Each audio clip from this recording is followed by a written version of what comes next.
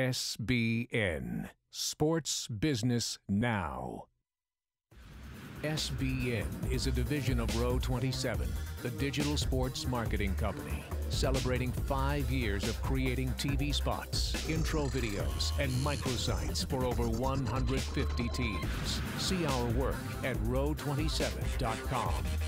And by FanMaker, digital marketing tools for sports teams, featuring FanMaker Rewards, the most comprehensive and popular fan loyalty and reward system. Learn more about our apps at fanmaker.com. SBN Live. Hey everybody, and welcome to SBN Live. I'm Holly Koski, and SBN Live talks about all of the latest news in the sports business industry from the week. And I have my two partners here, Jason Cole and Max Huber. What's up, guys? How you doing, Holly? Good. How about you? I'm doing just great. Good. I like the peppiness. Things are good today. I've had a good day of work so far. Oh, that's so good. hopefully you don't screw it up. I'm pretty sure I will, so you know what? Just deal with it. God. Okay. But the biggest news of today is the SEC Network has officially got a launch date for August 2014. SEC met today as it's going to be in collaboration with ESPN. And the network will broadcast approximately 45 football games a year, including 3 a week, morning, afternoon, evening on Saturdays. 100 men's basketball games available on television and in digital. 60 women's basketball games and 250 Olympic sporting events. So pretty cool. This has been in talks for a while. Supposedly could be worth $1 billion in game inventory alone. They have one distributor on board so far, which is AT&T Uverse. Obviously Comcast, DirecTV, Cox, they'll be the important ones to get on as well. So what do you guys think about the SEC network finally coming to fruition here? Well, it was a given that it was going to happen. It's kind of neat how the Big Ten Network and Fox Sports cut that deal, and then ESPN's kind of driven the bus on everything else except the Pac-12, who went with a very, very innovative model of multiple regionals. Not really surprising at the end of the day, I guess, but it'll be great. I mean, it'll be a cash cow. It just continues to drive more revenue within college athletics, and actually with the fragmentation of consumers, to see Olympic sports have this large of a presence and probably this much value on a major network is, it's something that's fairly new. 20 years ago, no one would have imagined 60 women's basketball games getting this type of inventory, or to have volleyball or gymnastics in the collegiate ranks be able to drive national TV inventory. Yep.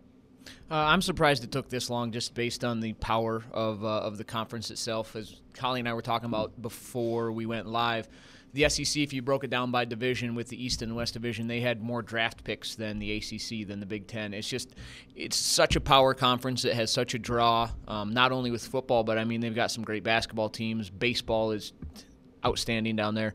I think they did an amazing thing, and the fact that they were able to sign it for so long with ESPN is outstanding, because what does it run through, 2034? Yep, 2034. I mean, I don't even know how old I'm going to be then. That's ridiculous. But it's a pretty cool thing. Like you mentioned, the amount of coverage that they're going to get is unbelievable, and I mean, good for them.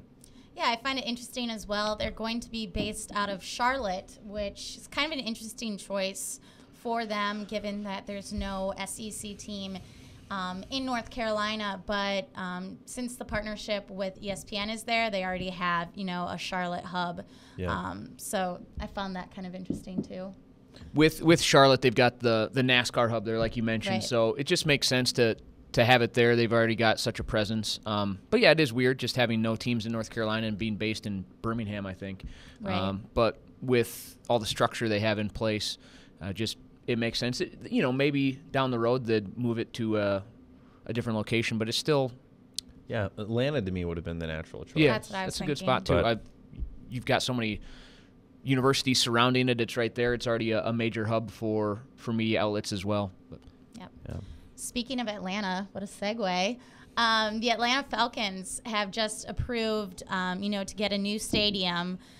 Construction for the team in time for the 2017 season. It's supposed to be $1 billion, but there's been some, designs floating around, and they're absolutely spectacular. They have various designs for the Pantheon or a solarium design, which is pretty crazy. Football in the round, which is a 360-degree view of, if we can get a picture of it, it gives a better description, but it's like a 360 view of TVs inside the stadium. And also another thing that is pretty unique is they have impact seating, which means the seat will actually tremor after, every hit, a la Nintendo 64 controller every time you... That would be so annoying. I mean, what happens? Like, I'm just sitting down, I'm talking to someone, I have my beer and nachos in my hand, and then, like, there's a decleater, and I, like, spill it everywhere. Well, it'll be in the suites. It'll be in the suites, so... Okay. But it's pretty... Just the entire design is really innovative.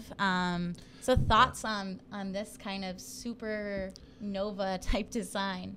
The way they're utilizing LED screens is kind of revolutionary for a stadium design, and it's something that technically has been able to be done for quite a period of time. So it's not only the 360 ring that would be around the stadium that they're talking about, but it's the screens that would be facing the upper deck and the crowd on the back end of that stadium that are really really unique and really remarkable. And that really, I think, combats what the NFL and a lot of sports see as their number one problem, and that is the man cave, where you have a 70-inch TV in your basement or a 50-inch TV in your basement, and it's so cool to just sit there and watch it there because the in-venue experience is so great. When you have a 200-foot screen right above your head showing whether a guy was in bounds or not, that combats that effectively. Yeah, I mean, to me, that would make me want to go to a game for sure. I know that's obviously a big issue is attendance and combating that, man cave notion, and this will definitely bring people to the stadium. Max, what are your thoughts on this?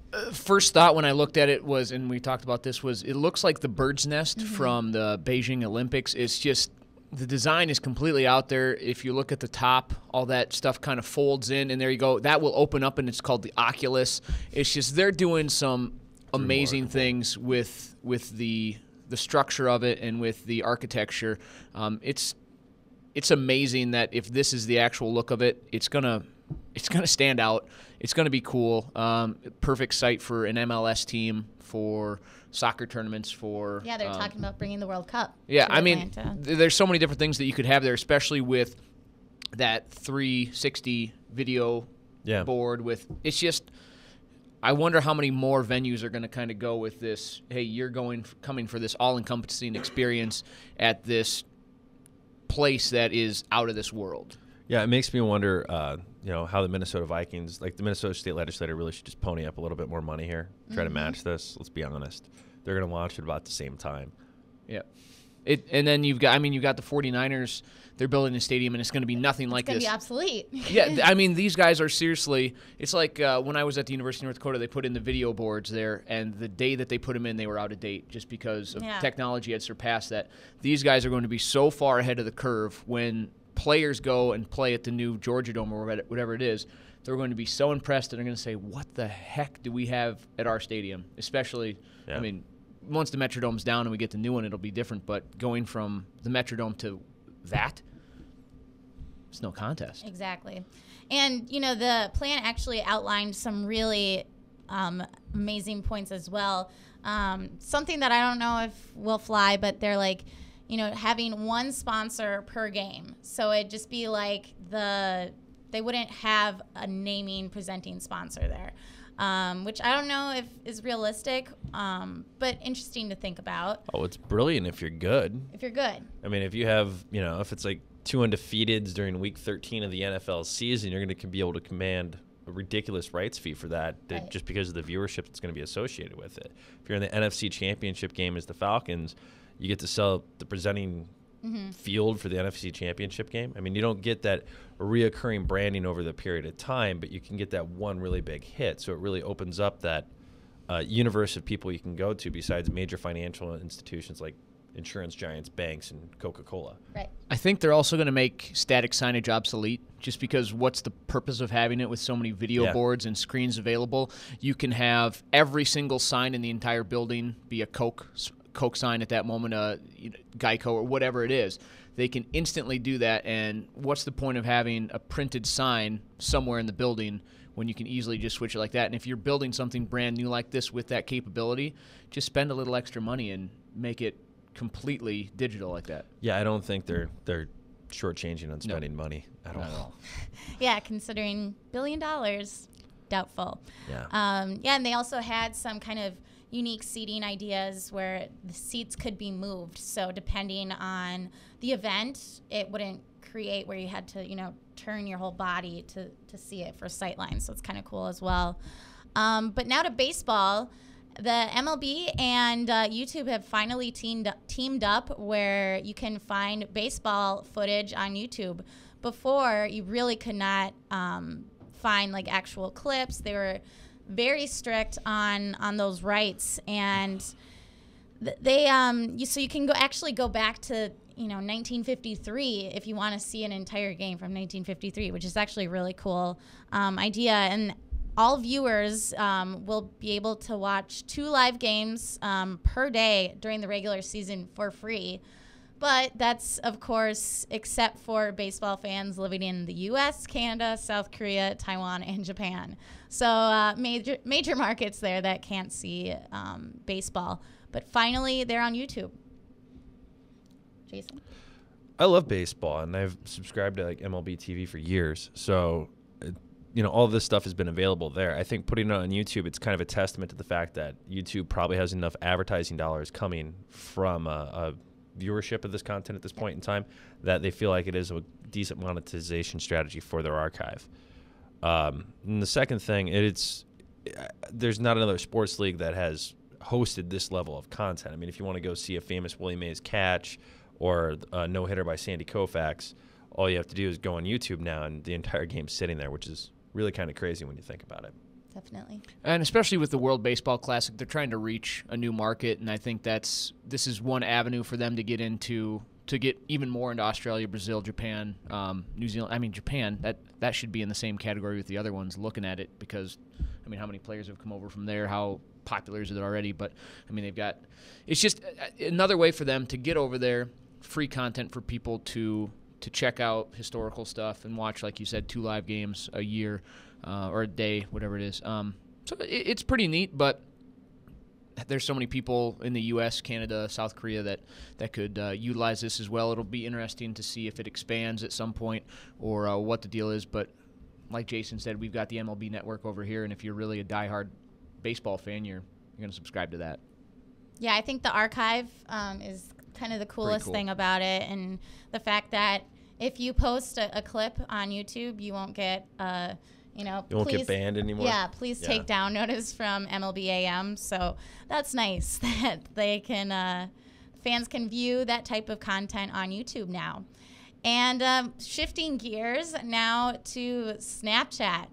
I don't know if you've got a laugh already from Jason. I don't know if you've heard of it, but Snapchat is basically kind of the newest wave with the kids, I suppose, where you can take a picture and send it to a friend for up to 10 seconds, and then it automatically kind of dissolves, erases, deletes, where you won't be able to see that photo again. So it's kind of a fun, just to take stupid pictures from your friends and things like that. And Taco Bell is the first major brand that is on Snapchat now, which is pretty remarkable. They, tweeted out last night, hey, we're on Snapchat, to their Twitter followers, and be sure to look for our secret announcement. Well, that secret announcement was their announcement of the Beefy Crunch Burrito making its return, which people on Snapchat and Twitter, they flipped out because they're like, oh, burrito. But anyways, this is an interesting move as far as a brand really having a presence on Snapchat. I could really see this, with teams tweeting or snapping out a quick 10-second photo to their friends or followers, saying like a 10% off discount code or like a flash ticket sale, things like that. What do you think, Jason? I heard you snickering. It'll be interesting for this platform to migrate over towards brand and advertising usage, because obviously as investors came in, that's what they saw for the future, but it's definitely not what its reputation is or has been. Right, yeah. This type of monetization, this step by Taco Bell is huge, I think, for them as a company. So they'll probably be very supportive of anyone wanting to go down this road, because it does lead them to doing monetization, yeah. Snap ads or becoming a profitable entity, or at least a revenue-driving entity, which to date they haven't been. Right. I feel like old man Huber over here because I've never been on Snapchat. I've only heard a few things about it. But a few things. What were those? Yeah. We won't go there. It's just interesting to me. It's only 10 seconds. I mean, if you don't have a pen and paper handy, if somebody sends you out a promo code or something like that, are you going to remember it? If it automatically deletes, am I going to have to send them a message back to say, hey, I need that again. Snapchat me again, You take baby. a screenshot of it. Yeah, you can. No, you can. Yeah, it just notifies the person on the other end that You're you took a talking screenshot. to a guy that has a phone that used to be at my mother-in-law's, which is a piece of junk, and I can't do anything with. So it's not going to work for me. Hey, Someone are needs you to be in the upgraded to the 21st Motorola Razr? It's worse than that. Goodness. But I don't know. It's interesting to me just how there's always something new that people are using and monetizing. I'm not going to be using it. I'm not going to be a Snapchat kind of guy, but I'm sure there's people out there that will take full advantage of it and get lots of benefits from companies out there. I mean, if you want to reach a younger demo, I feel that this is the perfect avenue to go down. I am not that demo. Well, you're not. It's not like you're old man. You see all this gray hair? Well, whatever. But Brian, if you want to bring up the Twitter feed, their director of social media for Taco Bell says that the brand has been absolutely blown away by the response it's gotten on Snapchat. They've retweeted all of the times that, people have tweeted them, say, oh, thanks for the Snapchat. It was like so cool to get it from them. So clearly it's made some kind of an impact and have gotten a little publicity off of it. So pretty cool stuff. Yeah, people are obsessed with this beefy crunch burrito. If you just Yeah. look at the Taco Bell Twitter page. Yeah, which, I mean, no big whoop to me, but people like their tacos. People like their Taco Bell. But if not anything else, I'm just gonna stay here in my 20th century bubble and. All right, you do that. I'm just amazed we talked about Snapchat on the show. I know, it really excited me actually. Nerd. But hey, I can see it happening, so it's only a matter of time. And so thank you guys for joining us today. And thank you. We will be back on Tuesday for Sports Marketing Now and always on sportsbusinessnow.com and on Twitter at SBNow. We'll see you next time. SBN, Sports Business Now.